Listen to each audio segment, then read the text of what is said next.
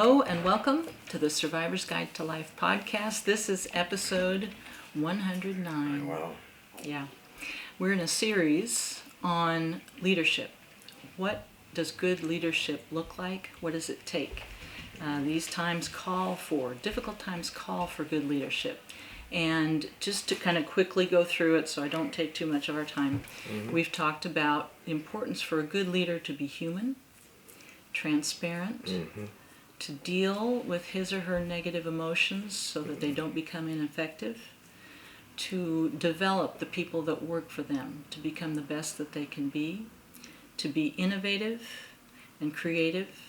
Last time, we slowed down just a little bit, and Peter had a chance to give some background of his own personal journey and process in learning through hard times and through negative and positive examples, what kind of a good leader he wanted to be, what parts of that were going to work for him. Right.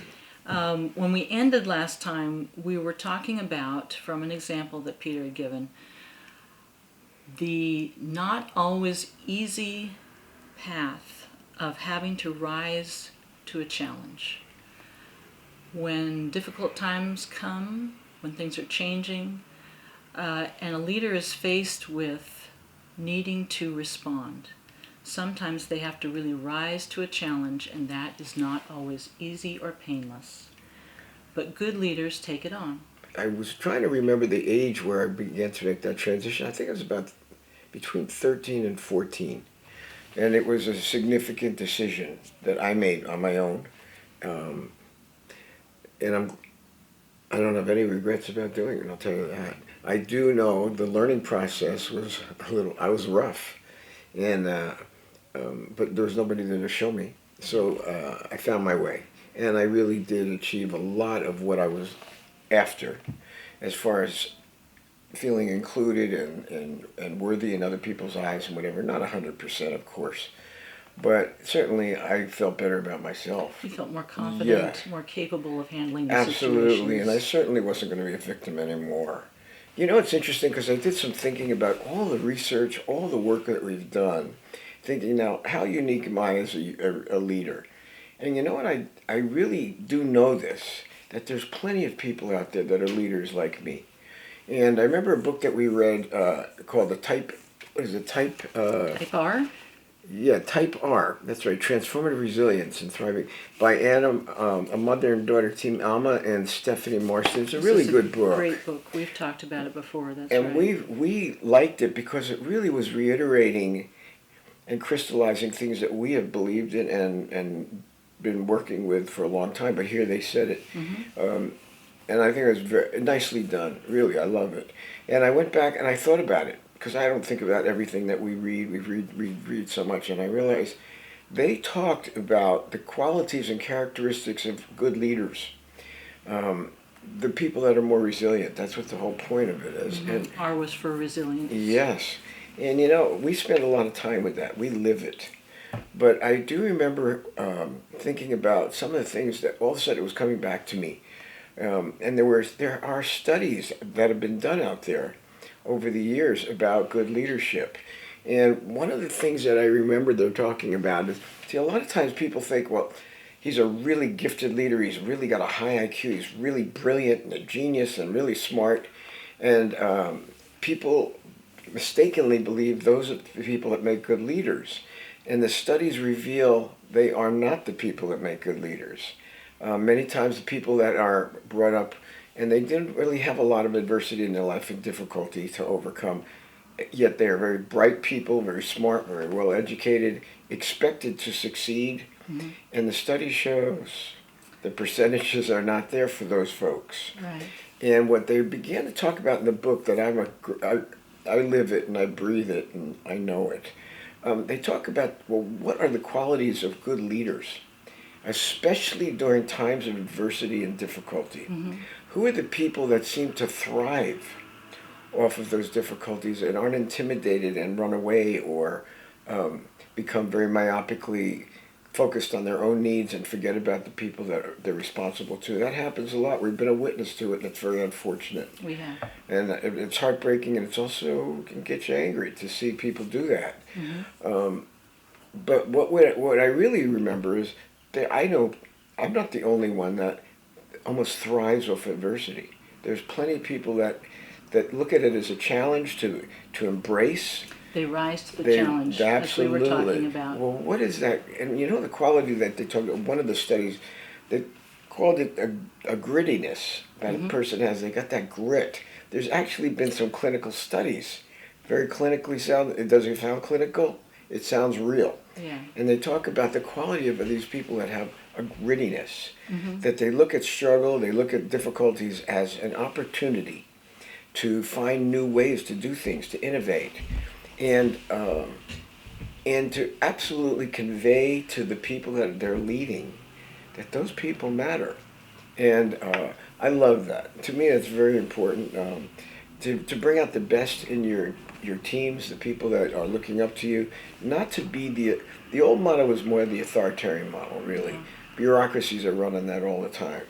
That's still a very predominant model, the rigid hierarchies. Yeah. Well, I look at it, well, what is the more progressive, I don't mean politically progressive, I mean moving forward and growing and improving and being more up to date. It's more like what the kind of leadership we talk about. A leader has, number one, he's got to have there's got to be a transparency in their humanity. About that, you bet. Absolutely. They've also got to be accessible, and not just. And there's got to be something else. A quality that I know it's coming hard for me is humility. And one of the signs of somebody who's been through a lot, really has learned lessons in life. They may have started out like me, filled with pride, and that was one of the offshoots. That is one of the things that came out of it for me. And not the best. I thought it was great at the time, but when I look back at it now, it's kind of an earlier stage of my leadership. I had a lot of pride. And you thought at that time that was actually a strength. Absolutely. And then what did you come to see? Well, I came to see that nobody's invincible and or immortal. And I learned that at a younger age because the kind of challenges I was up against showed me that, no, you're not going to win all of these, even as tough as you are and as prideful as you are. In fact, you're going to go down, you're going to fall harder because of that pride. That's happened to me numbers of times in my life. And through it, what I've learned and come to the hard way is humility. Humility is not walking around humiliated. It's not being crushed and having to make excuses for yourself and apologize for yourself.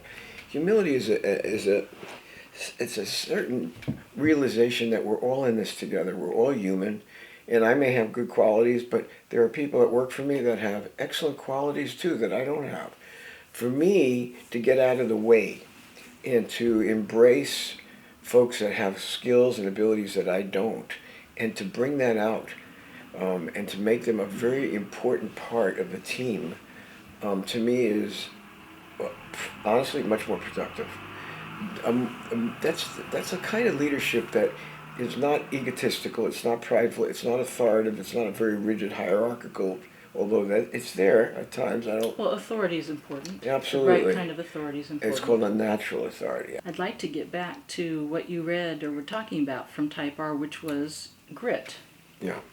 And I know you're talking about grit, about the process of developing grit. Another word I think people use for it sometimes is hardiness. Yep. So how do you, and I bet SEALs have plenty of that too, how do you help people develop that? Develop grit and hardiness, the people who come to you or the people that you work with. What would you say to someone that says, I need some of that, how do I get there? Well, we have people that say that and other people who are absolutely paralyzed when it comes to adversity and struggle. We are seeing a number of people, particularly this last year, I've never seen it so magnified before, where folks felt so rocked by their underpinnings that they relied on for security and well-being and was being taken away from them very quickly. What we saw was a lot of people, not everybody, but a lot of people became very, very frightened and insecure. And when they come to us for help, it wasn't for me to be a dominant force in their life, but it exemplified, and also to encourage them to move beyond the paralysis, to see that this could be a great opportunity, even though there is pain and struggle to it. Absolutely. For them to make the changes that they probably have avoided making for a long time. Well, now with the exposure through the struggles, through the losses, are going to show them their weaknesses, the things that they've lost, the things that they aren't. But in that same vein, it also gives them an opportunity to reevaluate a lot of their life and begin to take hold in a new way where they wouldn't have done it before. Mm-hmm. So for me, it's been an opportunity to work with folks that you just don't have that access. I've had more access to this year in many ways than I've ever had before. I've also seen how difficult it is for folks to get over a lot of these barriers that they have lived behind for so long and step out and realize, yes, they're going to have to change and things will never be the same again. And there is a very painful upheaval going on. And at the same time, there's a transformation that can take place that can bring out the best in them. Now, I can talk to them about it, but I know I exemplify it because I live that way too. What were you going to say? Just so the image that comes to mind for me is a drill sergeant. Yeah, some of my good friends I grew up with were drill sergeants. But I bet that a drill sergeant model is not complete, is it? Mm-mm. I mean, I've never been commanded by a drill sergeant, but I get the feeling that what you're talking about has got more to it than being like that. Absolutely. And well, I have trained under drill sergeants, and they're rough, but we were going into some pretty rough situations too. So in some ways the thinking was, we better toughen these guys up because what we're doing now is absolutely nothing compared to what they're going to see in Vietnam. And I know that's true. I saw what my friends went through, and I didn't go overseas, but I saw what happened to my friends. Yeah. We were not prepared. As hard as the drill sergeants were on us, it could never have prepared my friends or me for what we were about to get into and what they really had to get into. I went a different road. I had another battle to fight, and that really was traumatic. And it wasn't overseas, it was right here. And some of my strongest authority and experiences were when I got out of the service. But it's interesting about, you mentioned drill sergeants. My attitude toward drill sergeants was not good. I was not one of the good soldiers, not one of the really obedient type. But I would look at them and I know, well, I wasn't going to be able to combat them. They had the power and they were really hard hitting. But I remember telling myself, I'm not going to let these people get to me. I'm not going to let them make me into some automaton killer.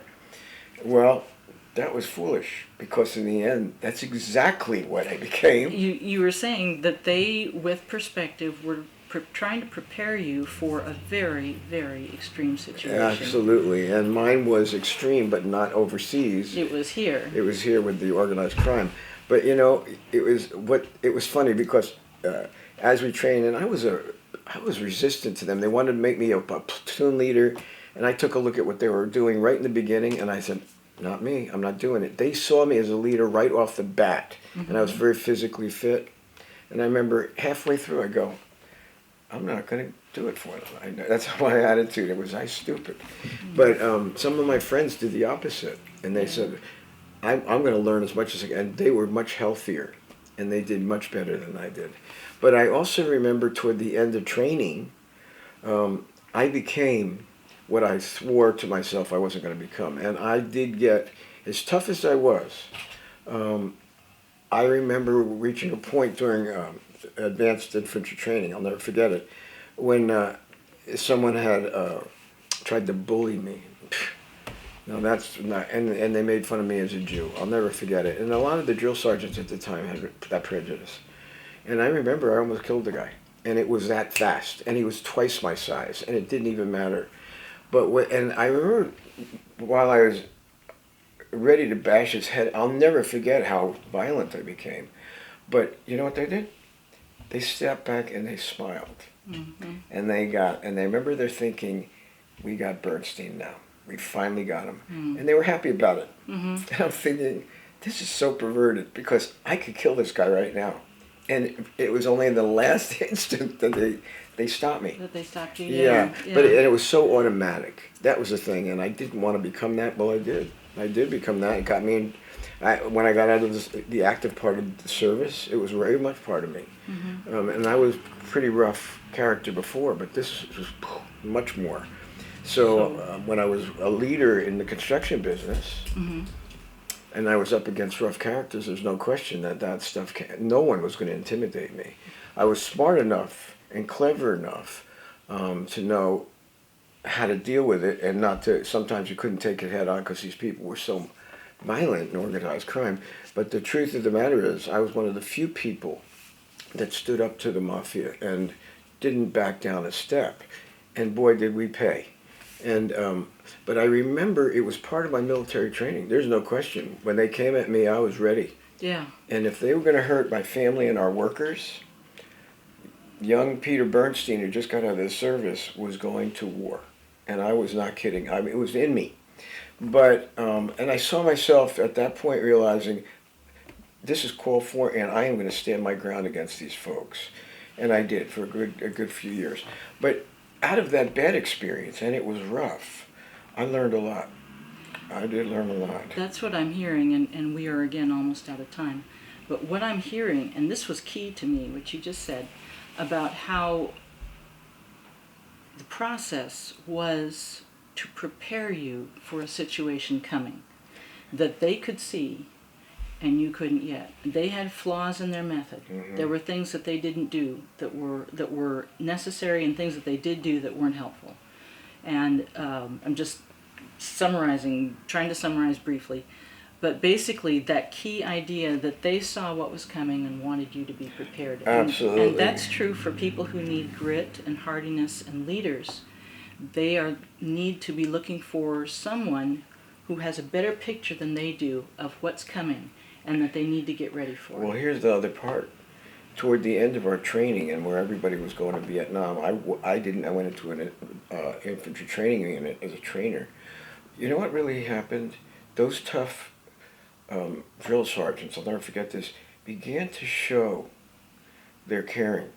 And they were deeply concerned about the safety of their men. I was touched. And I was thinking to myself, through all of this, look at what was really behind that. And now I'm seeing they really did care. Mm-hmm. Well, that's one of the models, I gotta say, that I embraced, because here's these tough characters, and boy, they were rough. But when I was at Fort Ord, California, one of the things was the mortality rate and the casualty rate of the people coming from there was so high. Yeah. And these drill instructors were desperately trying to toughen us up so that we wouldn't get hurt. Save your life. Yes, and they began to show that toward the end of our training. That touched me more than anything. I think that part of the model that we're talking about being gritty, hardy, and tough, absolutely. But the other part is that transparency is so important to show that you do care. Mm-hmm. And you're willing to put yourself on the line as a leader to do whatever it takes for the benefit of the people that are working for you or working with you, and that you want the best for them, and that you really do care. That's the number one message. So sometimes a good leader has got to be able to show their own flaws and their own humanity to give these other people permission, like I had permission, to be more human and to be more transparent. So these are some of the qualities. You got the grittiness, the hardiness, thriving off of adversity and struggle, and then also the core humanity, the humility, the transparency is so important to the model. Yep. We call it an authoritative model.